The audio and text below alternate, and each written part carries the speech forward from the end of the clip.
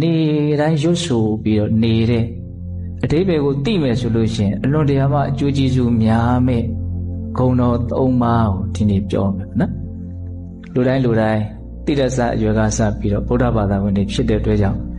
နမောတတ္တဘဂဝတောအရဟတောသမ္မာသမ္ဗုဒ္ဓတ္တကလေးတွေကစရှ िख ိုးတတ်တယ်မြတ်စွာဘုရားမှာဒါပေမဲ့အဲ့ဒီဘုရားရှ िख ိုးရဲ့လေးနက်ပုံပြည့်စုံပုံကောင်းမွန်ပုံသိရှိနားလည်တဲ့လူကတော့အလွန်နည်းတယ်လို့ထင်တယ်ပြောရင်မြတ်စွာဘုရားရဲ့ဂုဏ်ကျေးဇူးတွေကိုနှဆင်ခြင်းပြီးတော့ရှ िख ိုးနေတဲ့ဘုရားရှ िख ိုးထဲမှာဒီဘုရားရှ िख ိုးဟာအကောင်းဆုံးပဲအပြည့်စုံဆုံးပဲဟုတ်လားဒါလေးကိုနားလည်ရမယ်နော်နမောတတ္တဘဂဝတောအရဟတောသမ္မာသမ္ဗုဒ္ဓတ္တနမောရှ िख ိုးပါ၏ဘုရုကိုရှ िख ိုးတာတော့တတ္တထိုမြတ်စွာဘုရားအားအဲ့ဒီမြတ်စွာဘုရားကဘလို့မြတ်စွာဘုရားတော့ဘဂဝတောလာပြီနော်ဘဂဝတော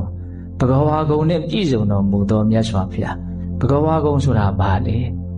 အကျဉ်းများဖြင့်တော့ဘုံတော်နန္ဒကံတော်နန္ဒဉာဏ်တော်နန္ဒတကူတော်နန္ဒနဲ့ပြည့်စုံတယ်လို့ဒီလိုနားလည်ထားတယ်ဟုတ်လားအဲ့ဒါကိုပို့ပြီးတော့ထဲဝင်လေးစဉ်းစားတတ်စေခြင်းမြတ်စွာဘုရားဆိုတာလောကမှာအပြည့်စုံဆုံးလူသားအဖက်ဖက်ကဘာမှလိုလေသေးမရှိအောင်ပြည့်စုံရုပ်ရည်အပြင်ပဲဖြစ်ဖြစ်ဉာဏ်ပညာအပြင်ပဲဖြစ်ဖြစ်စိတ်အရည်အသွေးအပြင်ပဲဖြစ်ဖြစ်ဘယ်ဘက်ကကြည့်မြတ်စွာဘုရားမှာဘာလေးလိုနေတယ်ဆိုတာမရှိဘာလို့အဲ့လောက်မြတ်စွာဘုရားကပြည့်စုံတာလဲလို့မေးရင်ဘဝပေါင်းများစွာမြင့်မြတ်တဲ့ပါရမီလုပ်ငန်းစဉ်ကိုဘာမှမလိုအောင်ပြည့်စုံအောင်မြတ်စွာဘုရားပြုလုပ်ခဲ့လို့ဒါကိုမြင်တတ်ရမယ်ဟုတ်လားအလွန်တရာမှကြီးကျယ်တဲ့မြင့်မြတ်တဲ့လုပ်ငန်းစဉ်တွေကိုဘဝပေါင်းများစွာမြတ်စွာဘုရားအဆုံးစွန်ရအောင်ပြည့်စုံအောင်လုပ်ခဲ့တယ်အဲ့ဒီအကြောင်းတရားရဲ့ပါရမီအကြောင်းတရားရဲ့ပြည့်စုံခြင်းဒီဟုသောအကြောင်းကြောင့်ဘုရားဖြစ်တဲ့ဘဝမှာနောက်ထပ်လည်းပဲဒါဘဝဖြစ်เสียမရှိတော့ဘူးအန္တိမဘဝနောက်ဆုံးဘဝဆိုတော့ဖြစ်စည်းခဲ့တဲ့ပါရမီတွေကအကုန်လုံးအလူရဲ့အကျိုးပေးကြသလိုမျိုးပေါ့ဘာလေးမှလိုလေသေးမရှိအောင်မြတ်စွာဘုရားကိုဖြည့်ကျင့်ခဲ့တဲ့ပါရမီတရားတွေကဖန်တီးကြတယ်ဝိုင်းဝန်းပြီးတော့အကျိုးပေးကြတယ်ဒါကြောင့်မြတ်စွာဘုရားမှာဘာလိုနေတယ်ဆိုတာမရှိဟုတ်လားရုပ်ရည်အဖြစ်လည်းပဲအတင့်တယ်ဆုံးဉာဏ်ပညာအဖြစ်လည်းပဲအထက်မြတ်ဆုံးသူတော်ကောင်းတရားအဖြစ်လည်းပဲအမြင့်မြတ်ဆုံးမြတ်စွာဘုရားမှာဘာလိုတယ်ဆိုတာမရှိဘူးအဲ့ဒါကိုဘဂဝါကုံလို့ခေါ်တယ်ဟုတ်လားအဲ့တော့နမောရှ िख ိုးပါ၏ဘလို့မြတ်စွာဘာကိုရှ िख ိုးတာတော့တတ္တထူမြတ်စွာဘုရားရှ िख ိုးတာအဲ့ဒီမြတ်စွာဘုရားဘလို့မြတ်စွာဘုရားတော့ဘဂဝတော်ကောင်းတာတွေကိုပြည့်စုံအောင်လုပ်ခဲ့တဲ့အတွက်ကြောင့်ဒီဘဝမှာကောင်းတာတွေမှန်သမျှအကုန်လုံးပြည့်စုံနေတဲ့မြတ်စွာဘုရားဟုတ်ပြီနော်နမောတတ္တဘဂဝတော်ပြီးတော့မှာတော့အရဟတော်ဆိုတာစိတ်နှလုံးအဖြူစင်ဆုံးလို့အဓိပ္ပာယ်ရတယ်မြတ်စွာဘုရားရဲ့စိတ်နှလုံးဟာတော့ຢာကဖြစ်လည်းပဲပူလောင်နေဆိုတာမရှိဘူးဒေါသဖြစ်လည်းပူလောင်နေဆိုတာမရှိဘူးမောဟဖြစ်လည်းပူလောင်နေဆိုတာမရှိမြတ်စွာဘုရားရဲ့စိတ်နှလုံးဟာပဂတိအေးချမ်းတယ်ဘာလို့တော့ပူစီတဲ့လောင်စီတဲ့ပင်ပန်းစီတဲ့တရားတွေမြတ်စွာဘုရားစိတ်နှလုံးမှာလုံးဝမရှိတော့ဘူးဒကာဓမ္မတို့ဘုံတို့တွေမှာတော့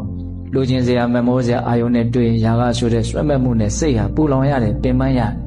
မကျင်တဲ့စရာအာယုန်နဲ့တွေ့လာရင်အလိုမကျမှုမကျင်တဲ့မှုတွေနဲ့စိတ်ဟာပူလောင်ရတယ်ပင်ပန်းရတယ်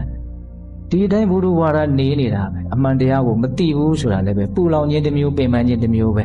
သူကြတော့နုညံ့တဲ့အတွက်ကြောင့်မသိမှုဟာပူလောင်နေပင်ပန်းနေဆိုတာကိုနားလည်ဖို့တော်တော်ခက်တယ်ပေါ့နော်မြတ်စွာဘုရားကတော့မောဟဆိုတဲ့မသိမှုကိုလည်းပဲမောဟကိမောဟမီလို့ဒီလိုဟောတယ်ဟုတ်လားအဲ့တော့မြတ်စွာဘုရားရဲ့စိတ်နှလုံးမှာအဲ့လိုလောင်စီပူစီကျွမ်းစီတတ်တဲ့မီးတွေဟာလုံးဝငြိမ့်နေ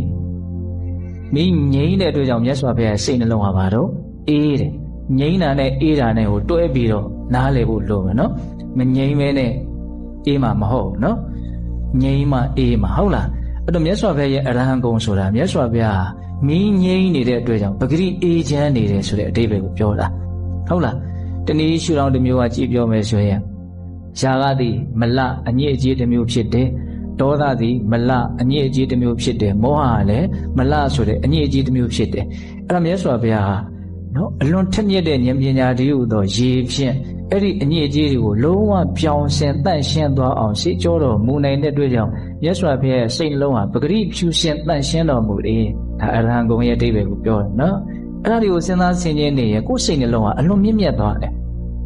ဒါကြောင့်မြတ်စွာဘုရားရဲ့ဂုဏ်ကျေးဇူးတွေအည်သွေးတွေကိုဆင်ခြင်ခြင်းဖြင့်ကိုယ်စိတ်ကိုမြင့်မားစေရမယ်မြင့်မြတ်စေရမယ်နော်အဲ့ဒီလိုလုံနေတာကိုကကိုယ့်ရဲ့စိတ်ကိုကာကွယ်စောင့်ရှောက်နေတာကိုယ့်ရဲ့ဘဝကိုကာကွယ်စောင့်ရှောက်နေတာဟုတ်လားနမောရှိခိုးပါဤတတ္တထိုမြတ်စွာဘုရားဘယ်လိုမြတ်စွာဘုရားတို့ဘဂဝါတော်ကောင်းတာတွေကိုပြည့်စုံအောင်လုပ်ခဲ့တဲ့အတွက်ကြောင့်ကောင်းတာတွေအကုန်လုံးပြည့်စုံနေတဲ့မြတ်စွာဘုရားအခုရဟတော်ပါတော့ကိလေသာအပူတွေငြိမ်းလို့အေးတော်မူတဲ့မြတ်စွာဘုရားကိလေသာအညစ်အကြေးတွေတန်ရှင်းစင်ကြယ်တော်မူတဲ့အတွက်ကြောင့်အလွန်ဖြူရှင်တော်မူတဲ့မြတ်စွာဘုရားဟုတ်ပြီနော်နောက်တစ်ပါးကြံသေးရောသမ္မာသမ္ဗုဒ္ဓတ္တဟုတ်လားသမ္မာသမ္ဗုဒ္ဓတ္တဆိုတာဒီလိုလုံးသုံးလုံးရှိတယ်သမ္မာသမ္ဗုဒ္ဓသမ္မာရဲ့တန်ရဲ့ဗုဒ္ဓနော်သမ္မာဆိုတာမှန်ကန်စွာတန်ဆိုတာကိုယ်တိုင်ဗုဒ္ဓဆိုတာသိတာနော်တဘာဝတရားတွေရဲ့အကြောင်းကိုမြတ်စွာဘုရားကိုယ်တိုင်မှန်မှန်ကန်ကန်သိတာဘာလေးကိုမသိဘူးဆိုတာမြတ်စွာဘုရားမှာမရှိဘူးကြံမြန်ဖြင့်ဒါလို့ရင်ဆင်းရဲမယ်ဒါလို့ရင်ချမ်းသာမယ်တော့ဒါလို့ရင်တော့ဘဝတန်တရားထဲမှာလဲနေမှာပဲဒါလို့ရင်တော့ဒီဆင်းရဲတဲ့ဘဝတန်တရားဝိဒုက္ခကနေလွတ်မြောက်သွားလိမ့်မယ်အစရှိတဲ့ဖြင့်မြတ်စွာဘုရားနော်ပြည့်စုံအောင်တဘာဝတရားတွေရဲ့အကြောင်းကိုသိတော်မူတယ်မြင်တော်မူတယ်မြတ်စွာဘုရားဖန်တီးသူမဟုတ်နော်တွေးရှိသူတဘာဝတရားတွေကိုဘယ်သူမှတကယ်တမ်းကဖန်တီးလို့ရတာမဟုတ်ဟုတ်လားဆိုရမှာဆိုအကုသိုလ်တရားတွေဟာဆင်းရဲစေလို့မြတ်စွာဘုရားလှုပ်ထားတာမဟုတ်အကုသိုလ်တရားတွေဟာမကောင်းတဲ့စိတ်ဓာတ်တွေဟာဆင်းရဲစေတယ်ပူလောင်စေတယ်ရုပ်ညက်တဲ့အကျိုးရလဒ်တွေကိုထွက်ပေါ်စေတယ်လို့မြတ်စွာဘုရားသိမြင်တာနော်ဒီတရားတွေရဲ့အကျိုးရလဒ်ကဒီလိုရှိတယ်လို့သိမြင်တာဟုတ်လားအဲ့လိုပဲကောင်းတဲ့စိတ်တွေကုသိုလ်တရားတွေဟာချမ်းသာစေလို့မြတ်စွာဘုရားလှုပ်လိုက်တာမဟုတ်ဘူးနော်ကောင်းတဲ့တရားတွေဟာစိတ်ကိုအေးချမ်းစေတယ်နော်ချမ်းသာစေတယ်နောက်တစ်ချိန်မှလည်းပဲကောင်းမွန်တဲ့အကျိုးရလဒ်တွေကိုဖြစ်ထွန်းစေတယ်လို့ဒီသဘာဝတရားတွေရဲ့စွန့်ရည်တတ္တိကိုမြတ်စွာဘုရားဘာလို့မြင်တော်မူတာသိတော်မူတာသဘောပေါက်လားဘုံပြောတာဟုတ်အဲ့တော့ဘုရားဆိုတာဖန်တီးသူမဟုတ်နော်သဘာဝတရားတွေရဲ့အကြောင်းကိုဗာလဲသိရှိသူတွေ့ရှိသူတွေ့တာသူတွေ့တာကိုတွေ့တဲ့အတိုင်းပြောတာလားအဲ့ဒါဘုန်းတို့ယုံကြည်တယ်ဆိုရင်လိုက်နာကျင့်သုံးကြည့်ဒါပဲဟုတ်လားအဲ့တော့သမ္မာသမ္ဗုဒ္ဓဆိုတာဗာလဲနော်ကောင်းစွာမှန်စွာကိုယ်တော်တိုင်သိတော်မူတာသမ္မာသမ္ဗုဒ္ဓဟုတ်လားပို့ပြီးတော့ရိုးရှင်းတဲ့စကားလုံးနဲ့ပြောရရင်မြတ်စွာဘုရားအတော်ဆုံးလူသားအထက်မြတ်ဆုံးလူသားပဲ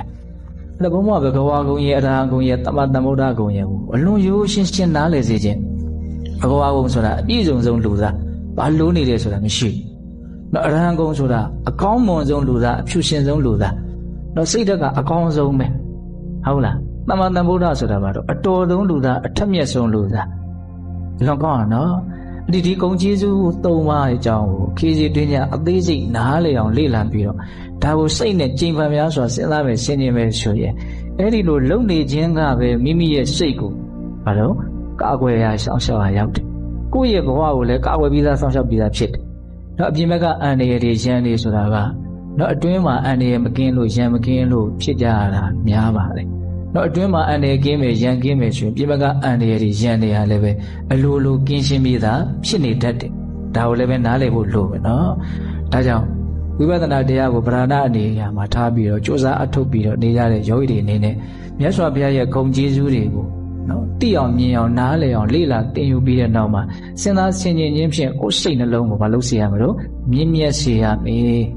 သဘောပေါက်ရလားဘုံပြောတာဒါဗုဒ္ဓနုတ္တိဘာဝနာ